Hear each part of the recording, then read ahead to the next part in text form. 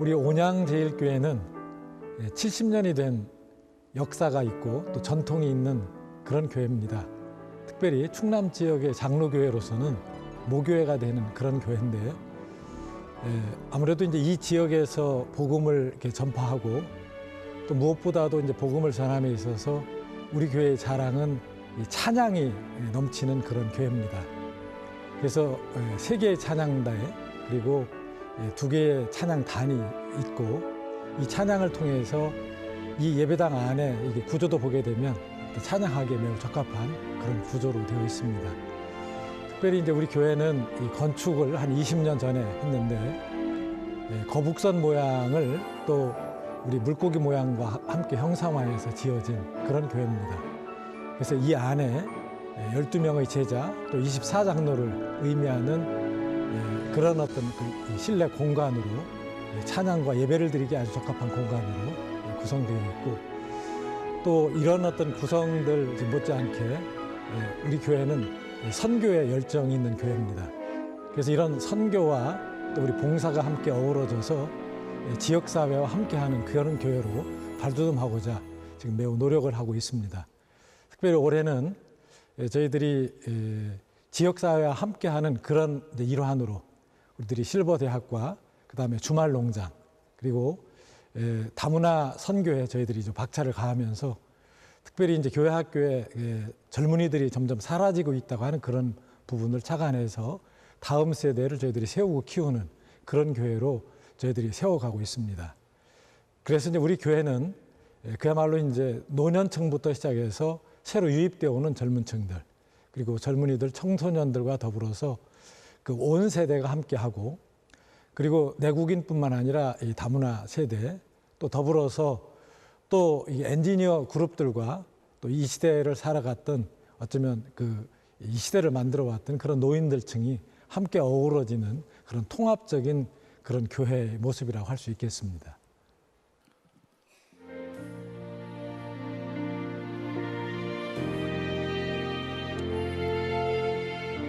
주님의 은혜로 살아가는 당신의 모습이 참 아름다워요. 주님의 사랑을 나누어 주는 당신의 모습이 너무 아름다워요. 말씀에 순종하며 살아가는 당신의 믿음이 참 아름다워요. 주님이 맡긴 사명 감당 잘하는 당신의 모습이 너무 아름다워요. 하나님을 감동시키고 세상을 변화시키니 당신은 이 세상에 필요한 사람 하나님이 좋아하는 사람 당신 때문에 어두운 세상이 사랑으로 가득 차지요. 당신 때문에 하나님께서 더욱 영광 받으시지요.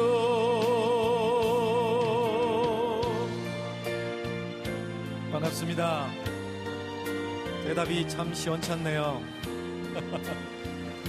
우리 옆 사람 쳐다보고 인사하십시다. 옆 사람 보면서 참 아름답습니다. 주님의 은혜로 살아가는 당신의 모습이 참 아름다워요. 주님의 사랑을 나누어 주는 당신의 모습이 너무 아름다워요. 아멘. 하나님을 감동시키고 세상을 변화시키니 당신은 이 세상에 필요한 사람, 하나님이 기뻐하는 사람,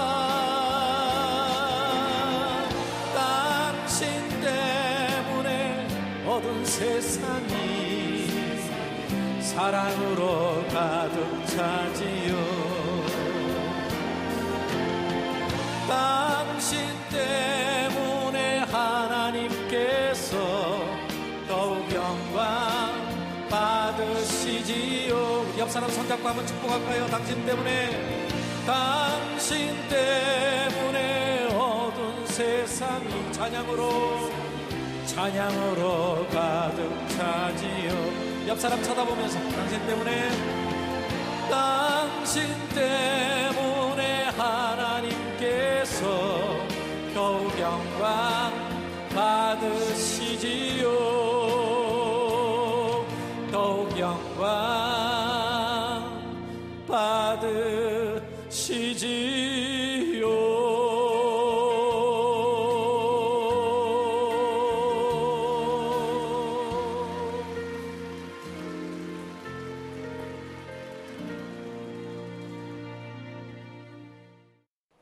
오늘 우리는 너무 잘 알고 있는 말씀, 주는 것이 받는 것보다 복이 있다. 우리는 받는 것에 익숙하지만 그러나 주는 것이 받는 것보다 더 복되다라고 하는 말씀으로 오늘 함께 은혜를 나누려고 합니다. 오늘 바울의 이야기로 우리가 시작을 하는데, 바울은 선교사로 일생을 살았던 사람입니다. 우리가 잘 아는 대로 3차례에 걸쳐서 선교 여행을 떠났습니다. 그 중에 1차, 2차를 뺀 마지막 여행인 3번째 여행은 에베소 교회에서 3년 동안이나 주로 묵으면서 말씀을 증거했습니다. 그렇기 때문에 바울에게 에베소는 남다른 곳이었습니다.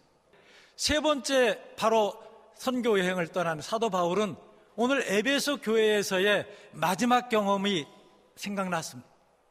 생각난 바울은 이제는 로마에 가서 복음을 전하고 싶은데 로마를 가려면 예루살렘을 먼저 가야 됩니다. 마치 우리가 인천공항을 거치지 않고는 외국으로 나갈 수 없는 것과 같이 예루살렘을 거쳐서 로마에 가야 되기 때문에 그렇습니다. 그래서 로마에 가서 복음을 전하기 위해서 예루살렘을 가야 되는데, 예루살렘에 가면 본인은 어쩌면 살아있을지 모르겠다는 거예요. 어떤 어려움이, 어떤 고난이 본인에게 닥칠지 모르겠다는 직감을 했던 바울이었습니다. 그래서 에베소 교회 장로들에게 이렇게 편지를 합니다. 내가 그곳 에베소에 가기는 너무나도 어려운 형편이니까 당신들이 중간쯤, 천안쯤 오면 어떻겠냐. 밀레도라고 하는 도시에서 당신들은 나오고 나 역시도 밀레도에 나가서 당신들하고 마지막 만남을 갖고 싶다라는 겁니다. 그래서 밀레도에서 에베소 장로들과 이제는 마지막 미팅을 했어요. 그리고 나서 미팅을 한 그 자리에서 그동안 에베소에서 있었던 3년 동안의 에베소에서의 삶을 결산하는 고별 설교를 하고 있습니다. 여러분, 세상에서 제일 슬픈 말이 있다면 그것은 마지막이라는 이야기입니다. 마지막으로 어머니를 떠나보낼 때 얼마나 마음이 미어지는지 모릅니다. 마지막으로 아버지를 떠나보낼 때 우리들의 마음이 얼마나 슬픈지 모릅니다. 마지막으로 우리 아이들을 먼저 세상을 떠나보낼 때 얼마나 슬픈지 몰라요. 그런 것처럼 오늘 마지막으로 에베소 교회 장로들을 향해서 설교를 해야 되는 바울도 지금 심경이 보통 심란한 게 아니었어요. 그러면서도 오늘 마지막 설교가 오늘 우리가 읽은 이 본문의 말씀이라는 겁니다. 내용인즉슨 이런 거예요. 이제 나는 예루살렘으로 간다. 전도하려고 내가 떠나기로 결심을 했다. 그런데 내가 예루살렘에 가면 모르면 모르지만 아마도 내가 순교를 하게 될지도 모른다. 거기서 혹시 내가 죽게 된다면 주님을 위해서 기꺼이 순교를 할 나는 마음의 자세가 되어 있다. 그러니 당신들은 에베소에서 당신들 내가 전도해놓은 그 성도들을 잘 보살펴달라. 그들이 믿음에 흔들리지 않도록, 그들이 믿음 가운데서 더 굳건히 세움을 받도록 그들을 잘 보살펴달라는 부탁을 지금 사도 바울은 그들 장로들에게 하고 있는 겁니다. 그러면서 하는 말이 내가 에베소에 있을 동안에 당신들에게 은이나 금이나 또는 내가 의복을 한 번이라도 탐한 것 보았느냐? 나는 은도 금도 의복도 탐하지 않았다. 여러분들 나로 말미암아 혹시 손해본 사람이 있느냐? 나 때문에 억울한 일을 당한 사람이 있더냐? 그러면 한번 말해보라. 이렇게 얘기를 하는 거예요. 다시 말하면 그런 일이 없었다는 거죠. 그러면 내가 당신들에게 마지막으로 부탁을 하나 하는데 그것은 뭐냐? 오늘 본문 35절이 그 내용입니다. 여기 보니까 여러분에게 모본을 내가 당신들에게 보여줬다. 그런데 오늘 예수께서 친히 우리들에게 해주신 말씀이 있는데 그것은 뭔가 하면 주는 것이 받는 것보다 복이 있다. 한번 따라서 하겠습니다. 주는 것이 받는 것보다 복이 있다. 뒤집어서 받는 것이 주는 것보다 복이 있다. 잘 안 넘어가시네. 여러분들은 받는 것보다 주는 것이 진짜 복이 있습니까? 예, 내가 줄 때 더 큰 보람을 느끼십니까? 역시 온양제일교회 우리 교회의 수준은 과연 달라요. 사람들은 은근히 기대하고 바라고 대접을 받기를 원하지만 그러나 우리들은 주고 나누고 베푸는 데에서 더 큰 의미를 찾는 바로 우리들이 진정한 그리스도인인 줄로 믿습니다. 바로 주는 것이 받는 것보다 복이 있다. 이것이 바로 사도 바울이 우리들에게 들려주고 있는 말씀입니다. 그러면 이 주는 것이 받는 것보다 복이 있다는 말씀의 의미는 어떤 걸까? 오늘 우리는 세 가지로 이 말씀을 나누려고 합니다. 첫 번째는 행복의 통로가 되시기 바랍니다. 내가 행복한 사람이 다 되기를 원하는데 그런데 문제는 내가 행복의 통로가 아니라 자꾸 행복의 종착역이 되려고 하는데 문제가 있다는 겁니다. 하나님은 우리가 행복의 근원이 되기를 원하십니다. 여러분들 복의 근원은 쉼없이 흘려보내야 하는 것이 바로 복의 근원입니다. 강원도 태백에 가면 한강의 발원지라고 하는 그 물이 퐁퐁 솟는 그 혈이 있어요. 여기에는 계속해서 물을 뿜어내줘야만 그것이 한강으로 흘러서 그야말로 모든 서울 시민들이 먹는 물이 되어질 수 있다는 겁니다. 어쩌면 작게 시작을 하고 있는 그것이지만 한강은 엄청난 많은 물이 모여져서 많은 사람들의 식수와 또 생활수로 그 물은 사용이 되더라는 것입니다. 따라서 행복은 또 우리는 흘러보내고 유통시켜야 하는 책임이 우리들에게 있는 겁니다. 행복의 종착역이 되어버릴 때 이 행복은 더 이상의 축복도 은혜도 되지 않는다는 겁니다. 물이 그렇습니다. 물은 바로 이제는 모아두면 쌓아두면 그리고 퍼내지 않으면 그 물은 그대로 고여서 썩게 되어 있습니다. 따라서 우리 인생은 행복을 유통시키는 그런 통로가 되어야 된다는 겁니다. 여러분들 주는 것에서 참된 행복을 혹시 맛보고 계십니까? 여러분 내가 언제 행복을 느끼느냐? 내가 받을 때도 행복을 느끼지만 내가 다른 사람에게 내 것을 내가 나눠줄 수 있을 때 그때 내가 진정한 행복을 느끼게 되더라는 것입니다. 두 번째로 베푸는 내용에 따라서 복을 받게 됩니다. 내가 무엇을 베푸느냐에 따라서 오늘 우리들은 복이 나에게 베풀어지는 복이 달라진다는 얘기입니다. 여기서 베풀미란 무엇을 의미하냐? 대가를 생각하지 않고 다른 사람의 필요를 채우는 것입니다. 여러분들 베푸는 것이라는 것은 대가를 생각하지 않는 거예요. 내가 이렇게 했으니 나에게 언제 뒤에는 얼마 뒤에는 인사를 하러 오겠지. 내가 이번 설에 선물을 했으니까 다음 추석에는 선물을 하겠지. 이것은 베품이 아니에요. 다른 사람의 필요를 채워주는 겁니다. 무엇을 베푸느냐? 베푸는 내용에 따라서 행복을 우리는 선물 받게 된다는 것입니다. 여러분들 마치 베푸는 것은 농사를 짓는 것과도 같습니다. 누가복음 6장 35절에서 37절까지의 말씀을 보게 되면 무엇을 우리가 베푸느냐에 따라서 무엇을 심느냐에 따라서 우리들이 그대로 거두게 될 것이라고 성경은 이야기를 하고 있습니다. 나누어야 할 것이 있습니다. 여기에 보면 나누어야 할 것이 있는데 하나는 바로 사랑을 나눠야 되고 다른 사람을 선대하는 것을 나누어야 되고 은혜를 나누어야 되고 자비를 나누어야 되고 용서를 나누어야 된다는 겁니다. 오늘 우리가 나눠야 될 것은 뭐냐 하면 사랑을 나눠야 돼요. 사랑은 우리가 내가 독점을 하면 안 돼요. 다른 사람을 선대하는 것 역시 이것도 함께 나누는 겁니다. 자비를 함께 나눠야 합니다. 은혜도 함께 나눠야 합니다. 축복도 함께 나눠야 합니다.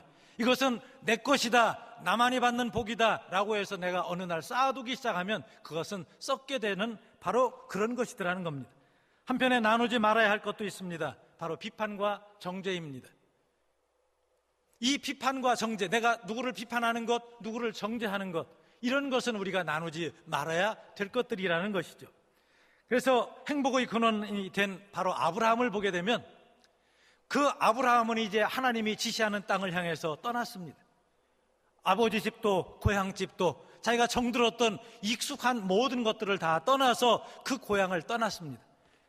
창세기 12장 3절에 보면 이런 말씀으로 우리들에게 축복을 합니다. 여기 보니까 너를 축복하는 자에게는 내가 복을 내리고 너를 저주하는 자에게는 내가 저주하리라. 여러분들 땅의 모든 족속이 나로 말미암아 복이 되기도 하고 저주가 되기도 한다면 오늘 우리들의 처신은 얼마나 조심스러워야 되겠습니까? 아브라함에게 내려주신 이 복은 바로 우리들에게도 그대로 내려진 복인데 내가 나에게 축복을 하면 저 사람이 축복을 받고 나를 저주를 하면 바로 그 사람이 저주를 받는다고 하는 엄청난 말씀인 것이죠. 그래서 갈라디아 6장 7절에서 8절에서 보면 함께 읽습니다. 시작. 사람이 무엇으로 심든지 그대로 거두리라. 자기 육체를 위하여 심는 자는 육체로부터 썩어질 것을 거두고 성령을 위하여 심는 자는 성령으로부터 영생을 거두리라. 사람이 무엇으로 심든지, 여러분 지금 내가 콩을 심으면 콩이 나올 거예요. 팥을 심었으면 팥이 나올 거예요. 여러분들이 감자를 심었으면 감자가 나올 거예요. 여러분들이 심은 그대로 내가 다 거두게 되는데 오늘 이 갈라디아서에는 육체를 위하여 심는 자는 육체로부터 썩어질 것을 거두게 될 것이고 성령을 위하여 심는 자는 성령으로부터 영생을 거두게 될 것이다. 여러분들은 지금 무엇을 심고 있습니까? 세 번째로 내가 베푼 것보다 우리들은 더 많이 받게 됩니다. 우리가 이 베푼다고 하는 것은 농사를 짓는 것과 같아요. 농사의 원리와 같은데 이것은 하나님의 마음입니다. 하나님의 마음은 우리들이 그저 2배, 3배 정도의 이런 것으로 농사를 짓지 않아요. 농사는 적어도 30배, 60배, 100배의 결실을 염두에 두고 우리들이 농사를 짓는 겁니다. 그렇기 때문에 우리들은 농사를 질 때 바로 그런 심정으로 농사를 짓는 거죠. 그런데 하나님께서 우리들에게 복을 주실 때, 내가 나누었을 때 우리들에게 되돌려주는 복은 흔들어 부어 넘치게 우리들에게 주신다고 말씀하십니다. 여러분들 어떤 복을 받고 싶습니까? 여러분들은 내 것을 하나님이 나에게 주셨다 그래서 건강을 내 것으로 알고 재물을 내 것으로 알고 나에게 주어진 달란트를 내 것으로 알아서 내가 꼭꼭 싸매 두었을 때 그것은 착하고 충성된 종이 아니라 나중에 오히려 심판받을 종이 되었던 것을 우리는 기억할 겁니다. 마찬가지로 우리들은 30배, 60배, 100배의 결실을 내기 위해서는 바로 우리들이 바로 잘 심어야 되는 거죠. 잘 심고 그리고 하나님께서 주시는 크나큰 그 축복을 우리가 받을 수 있기를 바랍니다. 우리가 이렇게 나눌 때 첫 번째 자세가 필요한데 그것은 하나님은 기쁨으로 자원하여 나누는 것을 좋아하십니다. 억지로 나누거나 베풀거나 하는 것은 하나님이 싫어하십니다. 마음에 없이 내가 마음이 동하는 것 없이 베푸는 것, 나누는 것, 생색내려고 이렇게 하는 것 하나님이 싫어하시더라는 얘기입니다. 고린도후서 9장 7절에 보면 함께 읽습니다. 시작. 각각 그 마음에 정한 대로 할 것이요 인색함으로 억지로 하지 말지니 하나님은 즐겨내는 자를 사랑하시느니라. 아멘. 자원하는 마음이 아닌 마음으로는 하나님이 싫어하신다는 바로 그런 이야기입니다. 뿐만 아니라 이렇게 나눌 때 바로 내 노력으로 할 때 우리들이 힘들지만 하나님의 은혜로 하고 믿음으로 할 때는 이 모든 것들이 수월하다라는 이야기입니다. 나눌 때 또 하나 필요한 것은 우리가 은밀하게 나누는 겁니다.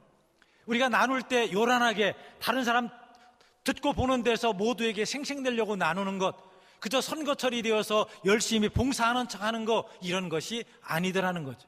바로 다른 사람에게 보여지기 위해서 하는 나눔이 아니라 은밀한 나눔, 하나님 앞에서 내가 두렵고 떨리는 마음으로 하는 그런 자세, 순수한 나눔을 의미하는 겁니다. 다시 말하면 보상을 기대하지 않은 나눔이요 베품이라고 하는 겁니다. 이렇게 교회는 세상을 위해서 존재합니다.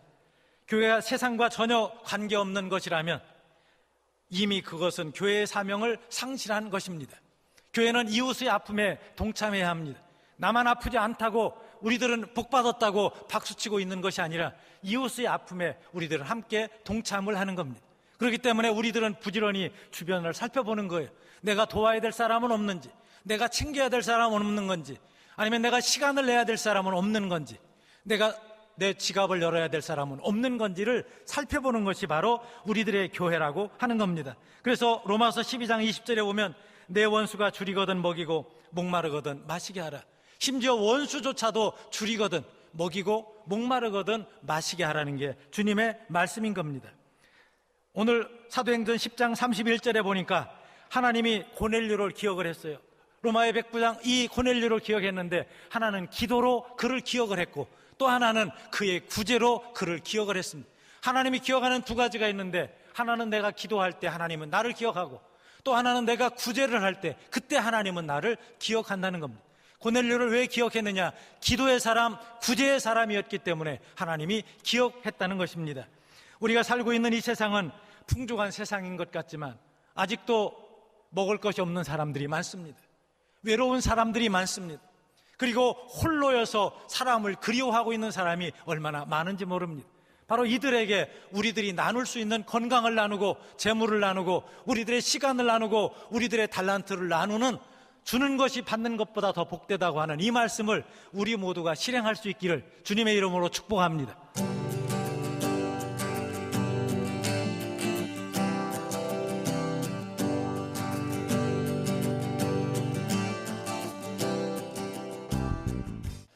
저는 1981년부터 제 친구와 둘이서 남성 듀엣 다윗과 요나단을 시작했고 30년 넘게 하나님 노래를 불렀습니다. 저희들은 다윗과 요나단이라고 이름을 지었는데 왜 사람들이 다윗과 골리앗이라고 하는지 모르겠습니다.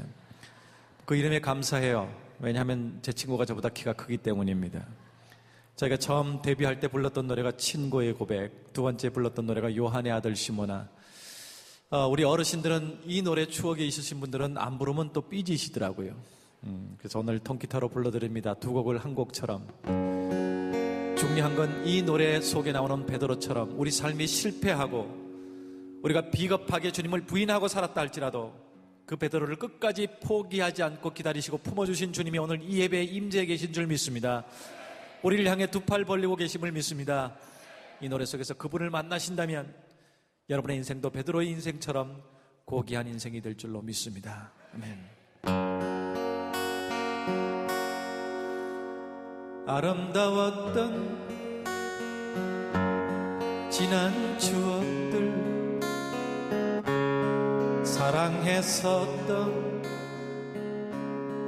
많은 친구들 멀고도 험한 고난의 길을 나 이제 말없이 주님을 위하여 떠나야지. 새벽 다구울 때 난 괴로웠어. 풍랑이 일면 난 무서웠어. 하지만 이제 두렵지 않아. 이 세상 끝까지 주님을 위하여 죽을 텐데 수없이 많은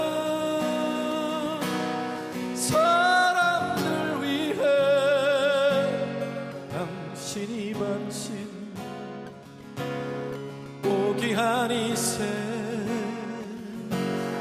영원히 당신과 함께 있고파 사랑의 십자가를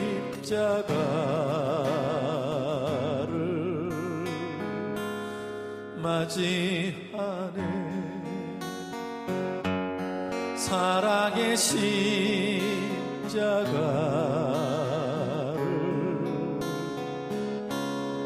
맞이하네.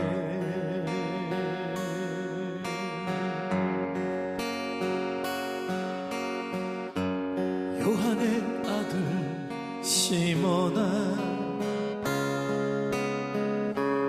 내가 다른 사람들보다 나를 더 사랑하느냐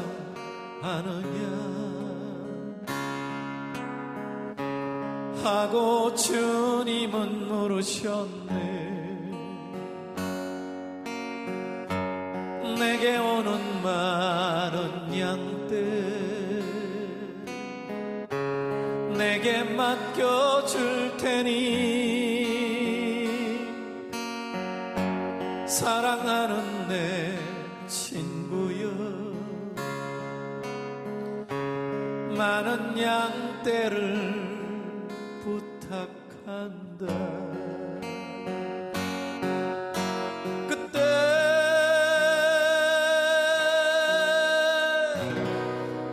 나는 주께 대답했네. 내가 주를 사랑하는지.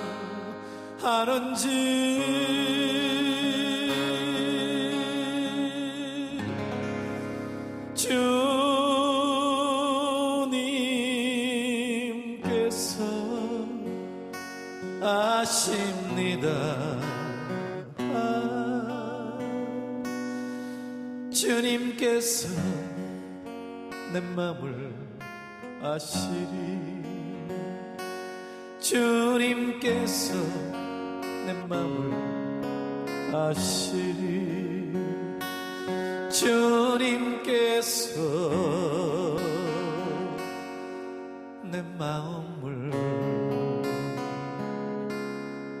아시리.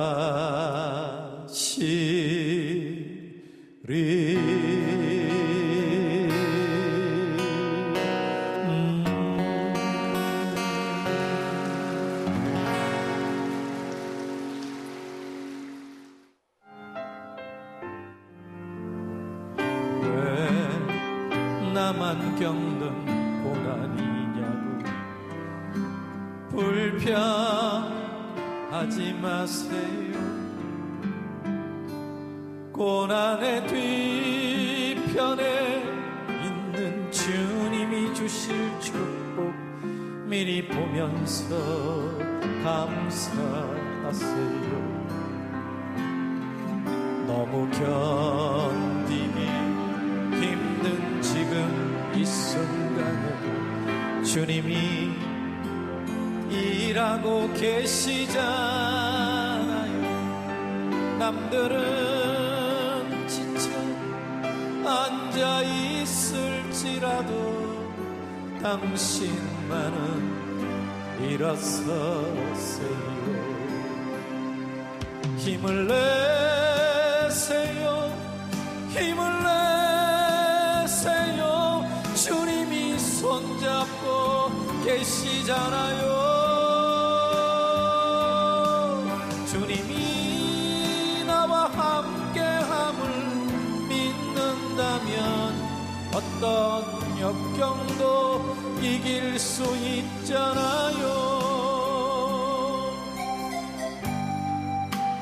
그 이후에도 많은 고난을 겪어봤습니다. 지금도 제 삶 속에 고난이 진행 중입니다.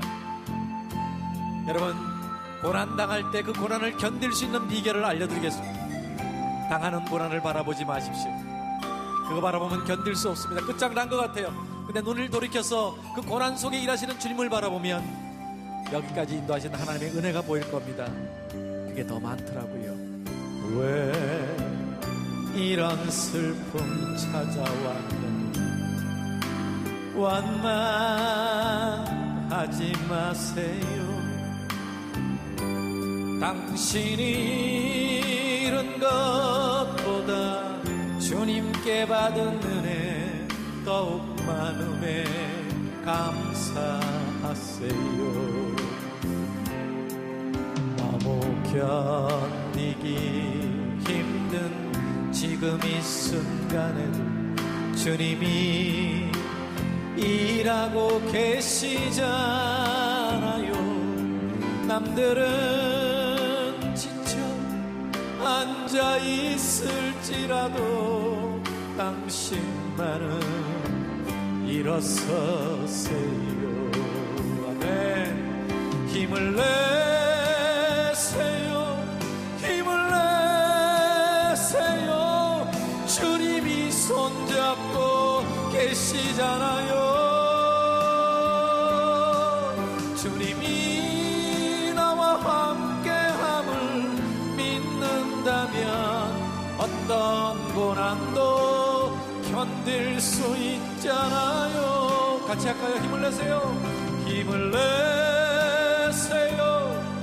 힘을 내세요. 주님이 손잡고 계시잖아요. 주님이 나와 함께함을 믿는다면 어떤 고난도 견딜 수 있잖아요.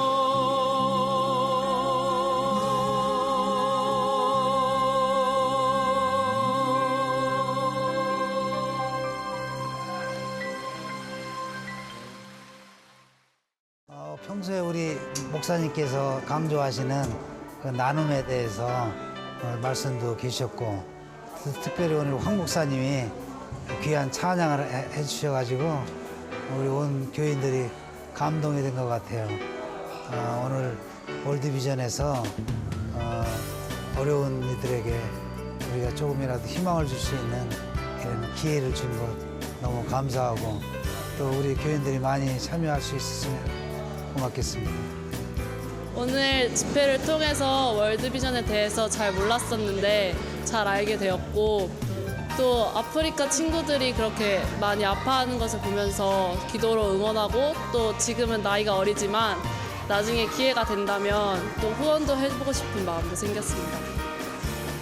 황 목사님의 찬양과 간증 들으면서 그걸 받는 것보다 주는 것의 기쁨이 크다는 것을 더 깨닫게 되었고, 월드비전을 통해서 그 깨달음을 실천할 수 있는 기회가 됐으면 좋겠다고 생각합니다.